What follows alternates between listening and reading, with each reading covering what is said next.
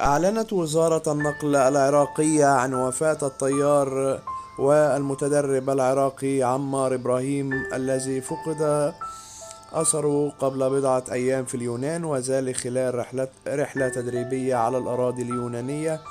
الإعلان جاء عبر بيان للوزارة نعى فيه وزير النقل ناصر الشبلي وفاة الطيار المتدرب، دون أن يضيف البيان المزيد من التفاصيل. أمس أعلنت وزارة الخارجية العراقية متابعتها مسألة فقدان الطيار العراقي عمار إبراهيم أثناء إحدى الطلعات التدريبية في اليونان، إذ قال المتحدث باسم الوزارة أحمد الصحاف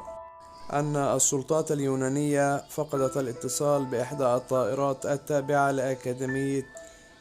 إغناتيا اليونانية للطيران، والتي يقودها الطيار العراقي المتدرب والمبتعث على نفقة الخطوط الجوية العراقية عمار إبراهيم أثناء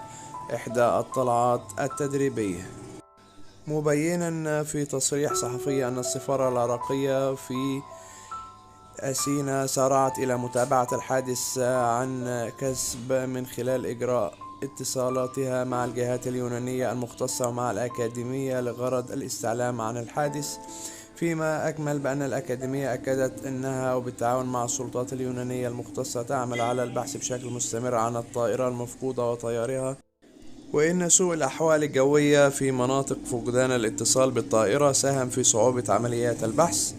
قبل ذلك نشر موقع الخطوط الجوية العراقية مجموعة من الصور التي أظهرت مجموعة من الموظفين العراقيين وهم يبحثون بين الثلوج على آثار تدل على سقوط الطائرة.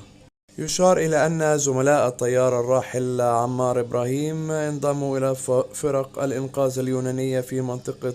كوزاني للبحث عن زميلهم، قبل أن يعلن وزير النقل مساء اليوم عن وفاته. الله يرحمه ويتغمد بواسع رحمته ويسكنه فسيح جناته، إنا لله وإنا إليه راجعون.